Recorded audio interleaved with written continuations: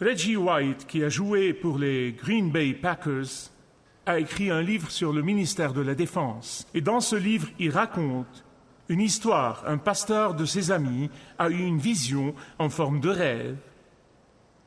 Et dans cette vision ou ce rêve, il est allé visiter un hôpital qui a 3 différents pavillons. Mais tous les lits dans les 3 différents pavillons étaient occupés par des chrétiens blessés. Le premier pavillon était occupé par ceux qui ont été découragés. Et il y avait beaucoup de docteurs et d'infirmières qui s'occupaient d'eux et lentement mais sûrement les ramenaient à la santé spirituelle. Le second pavillon était occupé par des chrétiens qui étaient blessés pendant le ministère, qui travaillaient pour le royaume de Dieu et qui ont été blessés. Et bien que le nombre du personnel médical n'était pas aussi grand que ceux qui s'occupaient des personnes découragées, lentement mais sûrement, leur santé s'améliorait. Puis il est allé au 3e pavillon. Celui-ci était totalement différent. Les gens là-bas n'étaient pas seulement différents quand il s'agit de leur situation, mais ces patients allaient beaucoup plus mal que tous les patients dans les 2 autres pavillons. Leurs blessures étaient si terribles que c'était défigurant. Et pour rendre les choses pires, il n'y avait pas de personnel médical pour s'occuper d'eux. Et Reggie continue en expliquant comment Dieu a utilisé cette vision avec ce pasteur et avec lui pour qu'ils comprennent que ceux qui ont été blessés par leurs camarades croyants, sciemment et inconsciemment, ils ne se sentent pas juste profondément blessés, mais cette blessure les pousse à s'isoler de la communauté chrétienne. En fait, ils arrêtent toute possibilité de ministère qui aurait pu les aider à être restaurés et guéris. Mais avant que j'arrive au passage biblique, je veux m'assurer que vous comprenez la différence entre l'importance de la vie dans une petite communauté chrétienne en communion et l'étude de la parole et la responsabilité, et l'importance d'avoir un certain temps, une période de temps, pas beaucoup de temps, mais une petite période de temps pour avoir une isolation imposée sur soi, du temps imposé sur soi pour être seul avec Dieu.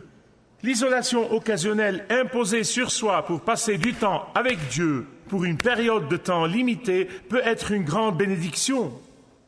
Et je l'ai fait personnellement, et je le fais toujours, quand j'ai besoin de passer du temps seul avec Dieu, quand je veux être en silence, dans la solitude, avec juste Dieu et moi-même, pour que je puisse entendre Dieu seul, tous ces moments temporaires de solitude avec Dieu peuvent être une bénédiction énorme.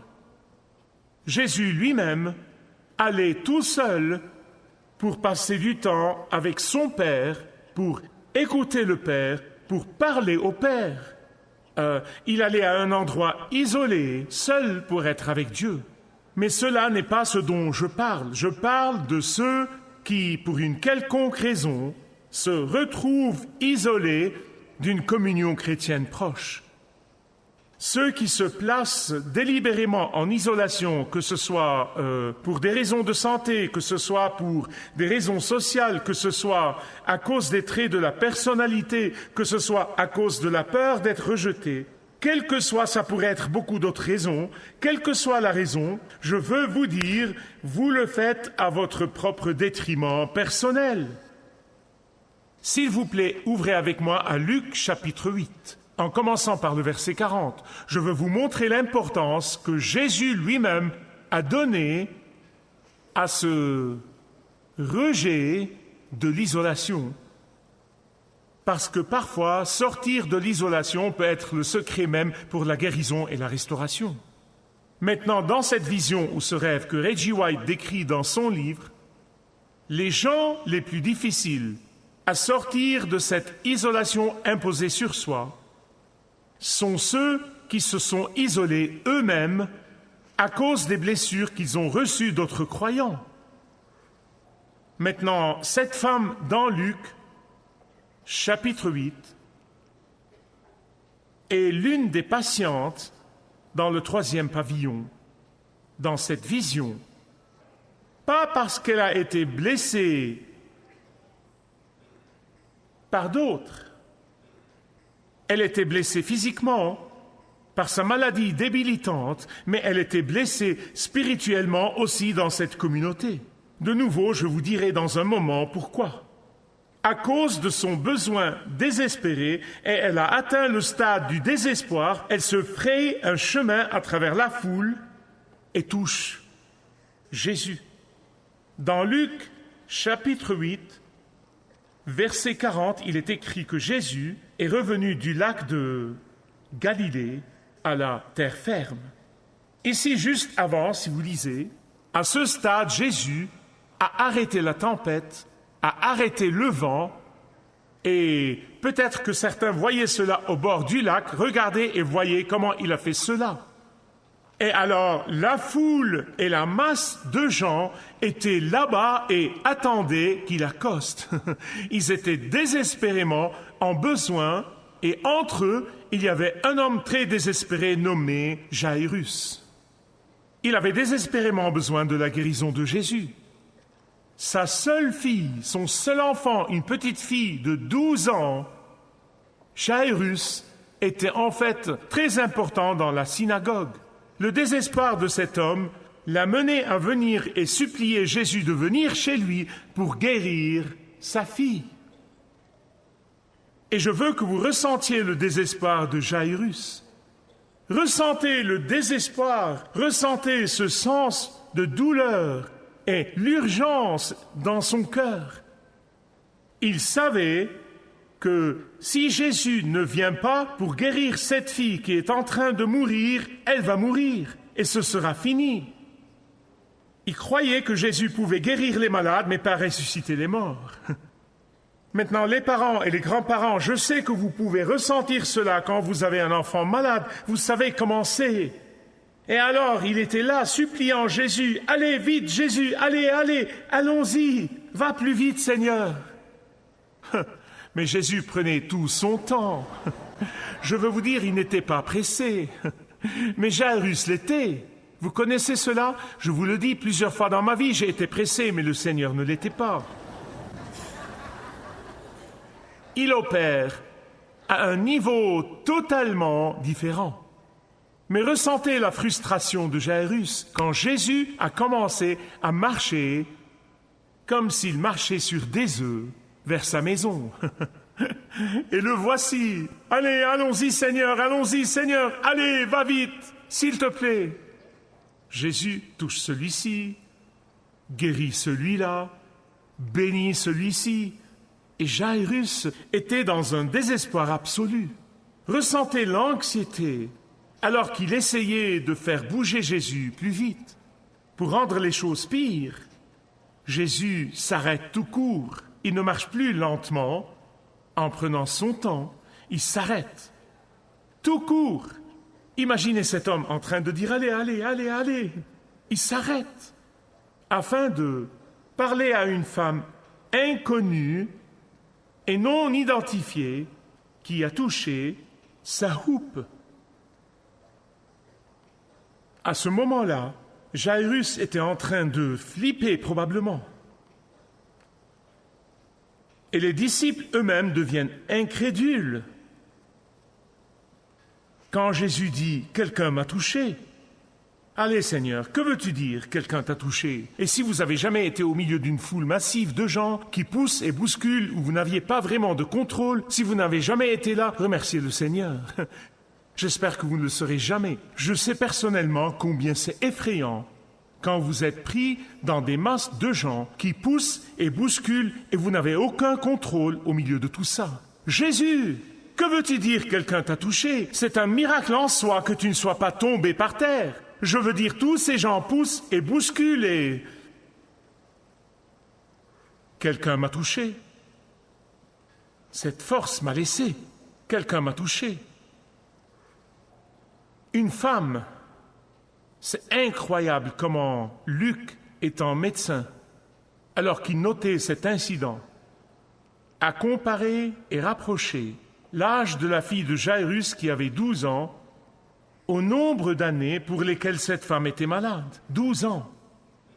Cette femme a été malade aussi longtemps que cette précieuse petite fille a été en vie. Et désespérément, elle vient par derrière et touche ses vêtements.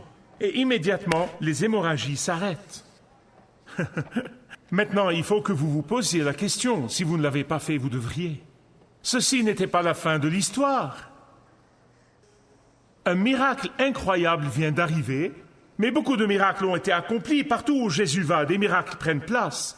Une guérison formidable a pris place, mais beaucoup de guérisons ont pris place. Partout où Jésus va, il y a des guérisons.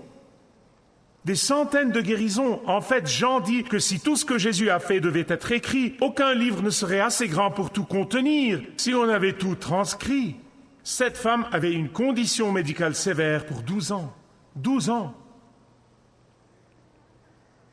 Pour les 12 ans, cette femme avait vécu dans la misère et la douleur et l'agonie et la souffrance. Sa condition avait produit une fatigue et une faiblesse débilitantes résultant de la perte de sang. Mais aussi mauvaise que sa douleur physique soit, il y avait quelque chose d'encore pire, si c'est possible, que sa douleur physique. Qu'était-ce? Dans Lévitique chapitre 15, versets 19 à 27, une femme avec un problème de saignement, comme celle-ci, était considérée comme étant cérémoniellement impure.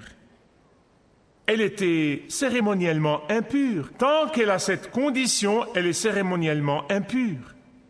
Cela voulait dire qu'elle ne pouvait pas aller au temple, elle ne pouvait aller à aucune des synagogues, même sa propre famille devait s'éloigner d'elle, autrement eux aussi deviendraient cérémoniellement impurs. Je veux dire, c'est comme si tous les murs se refermaient sur elle. Je doute que quiconque d'entre nous ici comprenne la profondeur de cela ou l'ait expérimenté, mais cela n'est pas pour minimiser ce que vous traversez. Quelle isolation, quelle aliénation, quelle solitude totale. Elle était bannie dans la société, elle était bannie religieusement, elle était bannie de l'Église, elle était même bannie dans sa propre famille. Visiblement, sa situation était médicalement sans espoir, totalement sans espoir médicalement. Il dit, ou Luc dit, en tant que médecin, il écrit et dit, personne ne pouvait la guérir. Vous savez, Marc et Matthieu racontent le même événement, et chacun d'eux le note d'après son propre point de vue. Quand Marc a noté cela, Marc, chapitre 5, verset 26, « Elle avait beaucoup souffert entre les mains de plusieurs médecins, et elle a dépensé tout ce qu'elle avait. » Et au lieu de s'améliorer, Marc dit, sa condition empirait. Son argent n'est plus, son espoir n'est plus, et désespérément, elle se fraye un chemin dans la foule de gens, sans doute embarrassée, vraiment embarrassée, humiliée par la condition secrète, sa condition secrète. Elle était probablement terrifiée parce que si son secret est révélé, elle recevra le mépris de la communauté entière. Elle redoutait probablement que cette condition horrible soit révélée parce qu'elle recevrait alors une réaction pire et horrible des gens. Alors elle vient par derrière et tient la houppe que Jésus portait, c'est la houppe du rabbin que la plupart des rabbins, et probablement Jésus portait. Ils le mettent à peu près comme cela, comme il marche parce qu'il était un rabbin. Elle est venue et a tenu cela.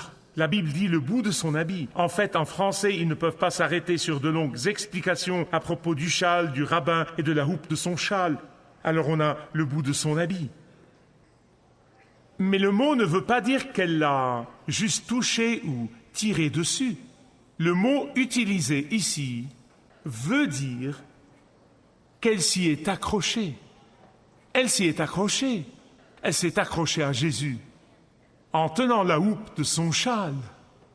Maintenant, Matthieu, quand il note ce même événement, chapitre 9, verset 21, voici ce qu'il doit savoir d'elle. Elle s'est dite, si seulement je touchais le châle, je serais guérie. Et Jésus a honoré sa foi. Il a honoré sa foi. Dès qu'elle a tenu cette houppe du châle du rabbin Jésus, elle a immédiatement été guérie et les hémorragies se sont arrêtées.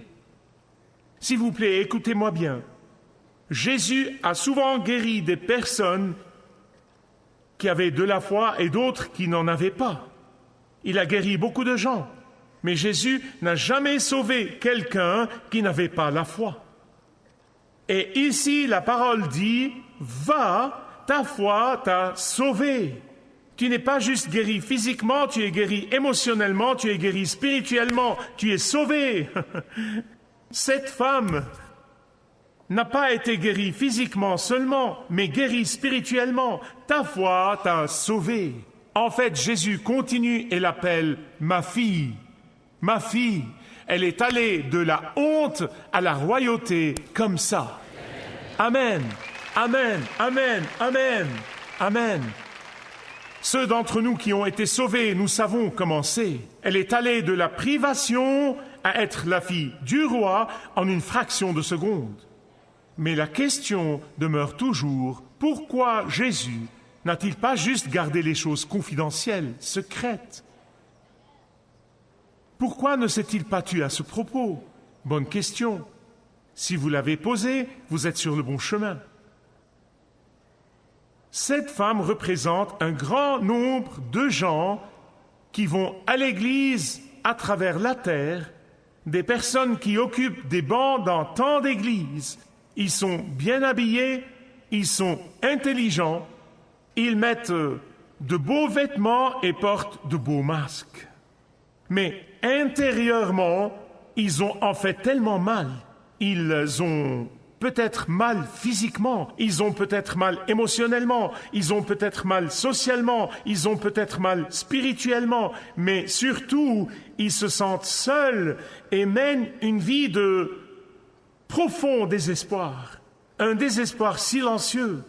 Ils s'asseyent peut-être dans une suite exécutive, ou ils vivent peut-être dans de grandes résidences, ils occupent peut-être de hautes positions dans la société, sans pourtant partager leur vie privée avec quiconque.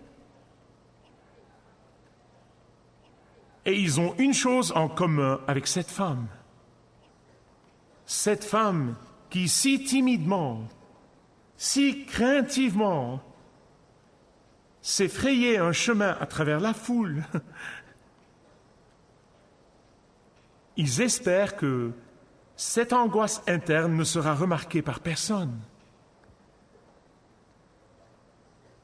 Que la douleur et l'isolation secrète ne soient découvertes par personne. Jeune personne, vieille personne, personne célibataire, personne mariée, tout le monde. Écoutez la vérité de la parole de Dieu. Il y a une force prête à sortir de Jésus pour vous. Si vous pratiquez la foi d'un grain de moutarde. Comme je vous le dis, Jésus aurait pu garder l'affaire confidentielle, ou il aurait pu chuchoter dans ses oreilles. Ta foi t'a sauvé. Je sais ce qui est arrivé. Ce sera juste un secret entre toi et moi. Mais il ne l'a pas fait. Et vous devez comprendre pourquoi il ne l'a pas fait. C'est vivement important de savoir pourquoi il ne l'a pas fait. Il aurait pu garder sa foi privée. Oh, allons maintenant, vous connaissez des gens qui disent « ma foi est très privée ». Vraiment ? Je suis convaincu que quand quelqu'un dit cela, sa foi est tellement privée qu'il ne peut pas la trouver.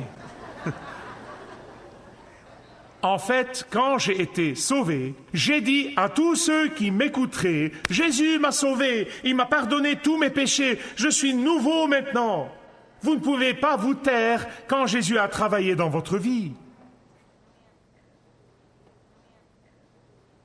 Jésus a voulu identifier cette femme publiquement. Publiquement. Pourquoi ? Est-ce une sorte de blague cruelle de la part de Jésus ? Pas du tout. Parce qu'au-delà de la guérison physique, Jésus voulait la sortir de son isolation sociale. Jésus voulait la sortir de son aliénation. Jésus voulait publiquement la faire sortir, faire face à l'oppression de Satan qu'il a abattu pour 12 ans. Jésus voulait qu'elle sorte et qu'elle témoigne de la force libératrice de Jésus, qu'elle sorte et témoigne contre le piège de Satan et la solitude qu'elle a endurée. Jésus voulait lui donner le courage, non seulement pour qu'elle puisse recevoir le ministère, mais pour qu'elle soit capable de servir d'autres. Quand Pierre a dit que Satan est comme un lion qui rugit, vous savez que l'une des rares fois où un lion rugit est quand il attrape sa proie. Il rugit, va-t'en, j'ai attrapé cela, c'est à moi. C'est ce que Satan fait. Il garde les chrétiens isolés l'un de l'autre au lieu d'être ensemble et responsables l'un envers l'autre. Il les garde en isolation pour se jouer d'eux. C'est vraiment dommage que des centaines et des centaines de gens viennent à l'église chaque semaine et ils sont bénis et participent à la louange, mais après ils s'en vont comme ils étaient, en isolation. Et Satan adore ça. Dieu veut aller du bord de votre vie jusqu'au centre même de votre être. Et il utilisera son Église pour le faire. La question est, le laisserez-vous? Lui permettrez-vous? Le laisserez-vous? Dieu veut aller du silence de votre honte et de votre amertume et de l'amertume du combat, ce combat spirituel que vous endurez pour surmonter les barrières que lui, il n'a pas mises.